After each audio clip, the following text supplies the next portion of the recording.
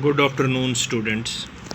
हमारा आज का जो दूसरा टॉपिक है, कल हमने वर्क पढ़ा था, आज दूसरा टॉपिक है एनर्जी का। Energy of a body is its capacity of doing work. यानी कि एक बॉडी की जो एनर्जी है उसको हम डिफ़ाइन कर सकते हैं ऐसे कि उसके काम करने की हैसियत, काम करने की ताकत, वो उस बॉडी की एनर्जी बन जाएगी। एनर्जी को हम इस तरह से भी कहते हैं, जैसे कोई वर्क करने के लिए एनर्जी कंज्यूम की, तो वो जो उसमें जो एनर्जी हमारा force, actually energy is kind of a force, जो हमारे पास होगा तभी हम वर्क कर सकते हैं, अदरवाइज वर्क होगा नहीं। Energy possessed by a body due to its motion is called kinetic energy. एक बॉडी की जो मोशन में हो, यानी कि मूव कर रही हो, वो चाहे आहिस्ता मूव कर रही हो या तेज़ मूव कर रही हो, लेकिन उसी टाइप की एनर्जी होती है।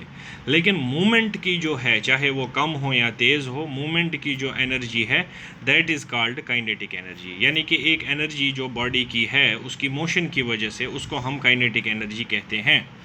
अगर मास m, यानी कि बॉडी का मास जो है, अगर m वो मूव कर रही है विद वेलोसिटी v, तो उसकी काइनेटिक एनर्जी है वो बनती है 1/2 mv²। mv means mass into velocity का स्क्वायर। तो एक्सप्रेशन में हम लिखते हैं kinetic energy K E is equal to 1/2 mv², where m is equal mass of the body, v is velocity of the body. ये हो गई काइनेटिक एनर्जी जो कि मोशन की वजह से है। दूसरी एनर्जी होती है पोटेंशियल एनर्जी, जो कि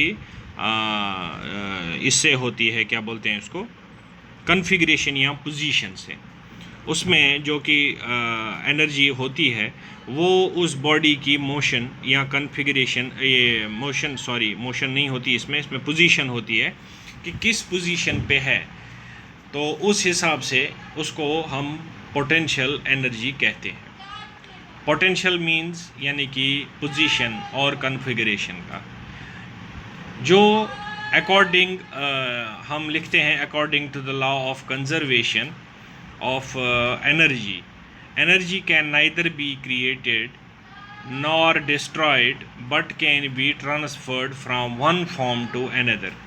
एनर्जी हम खुद प्रोड्यूस नहीं कर सकते, ना ही डिस्ट्रॉय कर सकते हैं, ट्रांसफर्ड चेंज कर सकते हैं एक किस्म से दूसरी किस्म तक। उसको हम बोलते हैं एनर्जी ट्रांसफॉर्मेशन, क्योंकि एनर्जी को हम ख़त्म नहीं कर सकते, कहीं पर भी चेंज होती रहती है। मान लो इलेक्ट्रिक करंट चल रहा है तार में, इलेक्ट्रिक एनर्जी है, उसके बाद बल्ब जल रहा है तो उसका पावर हो गया, इलेक्ट्रिक पावर हो गया, और वो कन्वर्ट होगा हीट में, हमें हीट और लाइट मिलेगी। यानी कि electrical energy is converted into power and heat, या हम कह सकते हैं electric energy is converted into heat and light energy. इसी तरह एसी चल रहा है या कूलर चल रहा है, वाटर कूलर जो भी है, हम उस वक्त कह सकते हैं electric energy is converted into mechanical energy.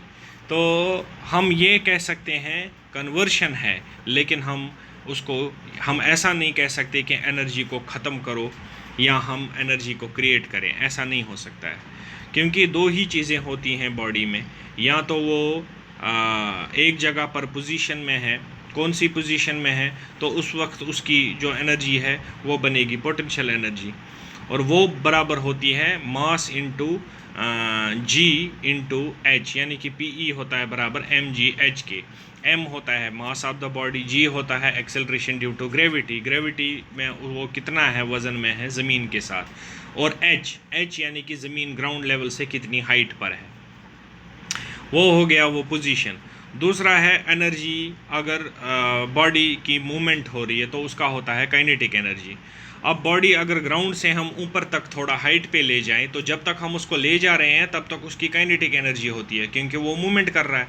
जब बॉडी एक जगह रुक गई, हवा में हमने उसको रुका दिया या कहीं पर टांग दिया, जो भी किया, तो उस वक्त जब हम वो रुका हुआ है, वहाँ पर बंधा हुआ है धागे से, किसी चीज़ से, हमने पत्थर, मान लीजिए छत पर कोई खड़ा है तो वो नीचे पत्थर डालता है, stone is dropped but tied with A not, वो मतलब धागे के साथ बंधा हुआ होता है, तो जहाँ पर वो रुकेगा, ज़मीन से कुछ ना कुछ तो ऊपर उसकी हाइट होगी, तो वहाँ से उस वक्त हम उसको कह सकते हैं वो पोटेंशियल एनर्जी पे है, क्योंकि उस वक्त जब वो आता है हमारे हाथ से निकल करके आता है छत से, तो उस वक्त उसकी काइनेटिक एनर्जी होती है, क्योंकि वो मूव कर रहा होता है।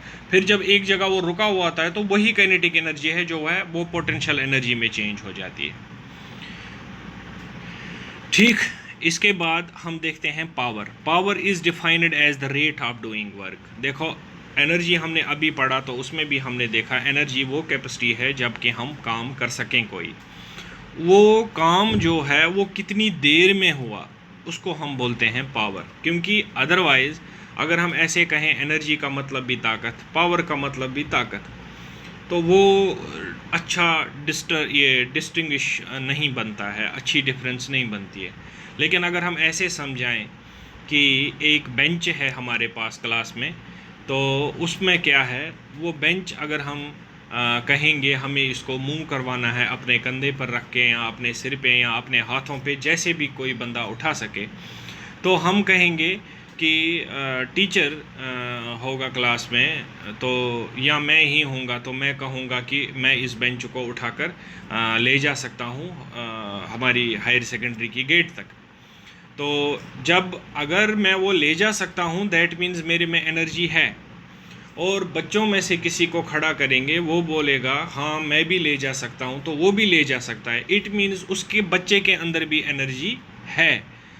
अब रही बात पावर की, वो कैसे डिस्टिंग्विश होगा? पावर ऐसे डिस्टिंग्विश होगा कि मुझे वो बेंच उठाकर गेट तक ले जाने में कितना टाइम लगता है। फॉर एग्ज़ाम्पल, अगर मुझे लगे 4 मिनट, तो बच्चा जो होगा वो दौड़ के जाएगा, बेंच अपने हाथों में ले लेके वो दौड़ के चला जाएगा, तो 4 मिनट की जगह उसको 2 मिनट लगेंगे। इसका मतलब ये नहीं है कि मेरे में एनर्जी नहीं थी या फिर बच्चे में ज़्यादा थी। बात ये है एनर्जी उसके अंदर भी थी, लेकिन एनर्जी मेरे अंदर भी है।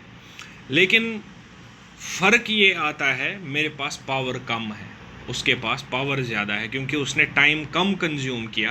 काम तो वही किया लेकिन टाइम कम कंज्यूम किया, यानी कि उसको 2 मिनट लगे, तो उसके पास पावर ज़्यादा है। मेरे को लगे 4 मिनट, तो मेरे पास पावर कम है। यानी कि पावर जो है वो डिफ़ाइन कर सकते हैं हम रेट ऑफ डूइंग वर्क, काम कितना किया, यानी कि एनर्जी कंज्यूम कितनी हुई। देखिए यहाँ पर हमने एक्सप्रेशन में लिखा है power is equal to work done बटा टाइम टेकन। अगर आपके पास power is equal to energy consumed होगा और डिवाइड बाय होगा टाइम टेकन, तब भी आप याद रखना वो पावर ही होता है, क्योंकि वर्क डन का यूनिट भी जूल है और एनर्जी का यूनिट भी जूल है। अगर वर्क या एनर्जी बटा टाइम टेकन आता है तो वो पावर के बराबर होता है। अगर वर्क डन और एनर्जी कंज्यूम्ड, ये भी एक ही वर्ड है। डन मीन्स काम हो गया, कंज्यूम्ड मीन्स एनर्जी कंज्यूम हो गई। तो अगर यही चीज़ आता है power is equal to work done बटा टाइम टेकन, ये पावर है, तो power is equal to energy consumed बटा टाइम टेकन, तब भी ये पावर ही है।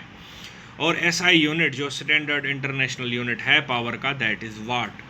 उसके बाद हम देखते हैं एक वाट जो है अगर वो 1000 वाट के बराबर होगा तो उसको हम किलो वाट बोलते हैं। वो फिर कमर्शियल यूनिट आ जाता है, लेकिन पहला जो सही इंटरनेशनल यूनिट है वो पावर का है वाट। अब हम ऐसा कह सकते हैं, अगर इसको भी डिफाइन करना होगा, 1 what is the power consumed when 1 joule of work is done in 1 second. यानी कि पावर तब 1 वाट के बराबर होता है जब 1 जूल की एनर्जी कंज्यूम हो जाए या 1 जूल का वर्क डन हो जाए और टाइम कितना लगे, 1 सेकेंड, 1 सेकेंड। यानी कि वर्क डन 1 जूल का हो, टाइम भी 1 सेकंड का लगा हो, तो पावर भी 1 वाट का बराबर हो जाता है। इसके बाद एक और टॉपिक है, डेफिनेशन है वर्क एनर्जी थ्योरम। ये कहता है if W is the work done in increasing the velocity of mass m, यानी कि बॉडी का जो मास m है, फ्रॉम इनिशियल यानी कि u to final velocity, then work done is equal to change in kinetic energy. सीधी सी बात है, वर्क एनर्जी का जो थ्योरम है वो इकट्ठा, यानी कि वर्क भी है एनर्जी भी है। इसका मतलब है अगर W वर्क डन है, अगर W बराबर है वर्क डन किस में, एक मास m जो बॉडी है उसका मास m है, उसकी वेलोसिटी चेंज करनी है। इट मीन्स उसकी ऑलरेडी वेलोसिटी है। अगर वेलोसिटी चेंज करनी है तो इट मीन्स वो ऑलरेडी वेलोसिटी में है। अब ये कह सकते हैं वो इनिशियल वेलोसिटी में था, इतना कह सकते हैं। तो जब ये बॉडी मूव कर रही है, इसकी वेलोसिटी चेंज हो रही है u से लेकर के फाइनल v तक, तो वर्क डन बराबर किसके होगा, चेंज इन काइनेटिक एनर्जी। जाहिर सी बात है, इसको हम कहते हैं वर्क एनर्जी थ्योरम। ये किसके बराबर होती है, W is equal to 1/2 mv² minus 1/2 mu²। लेकिन स्टूडेंट्स यहाँ पर एक इम्पॉर्टेंट बात याद रखनी है कि KE यानी कि काइनेटिक एनर्जी जो है वो होती है बराबर 1/2 mv², यानी कि मास इंटू वेलोसिटी का स्क्वायर। यहाँ पर वही चेंज है यानी कि जो वर्क डन बराबर है वो that is equal to change in kinetic energy. तो mv भी काइनेटिक एनर्जी है, mu भी काइनेटिक एनर्जी है। सिर्फ जो 1/2 mv² है वो फाइनल वेलोसिटी है, और उसको हम इनिशियल वेलोसिटी से जो है इनिशियल वेलोसिटी क्या बोलते हैं उसको, फाइनल जो वेलोसिटी है 1/2 mv², इसमें हम 1/2 mu² निकाल सकते हैं। यानी कि पहले अगर 2 किलोमीटर की वेलोसिटी थी वो इनिशियल थी, बाद में ये 6 किलोमीटर की आ गई यानी कि फाइनल हो गई, तो फाइनल में से इनिशियल यानी कि 6 में से 2 हम निकाल सकते हैं। तो वो बराबर होता है वर्क एनर्जी थ्योरम के। Okay, enjoy the day.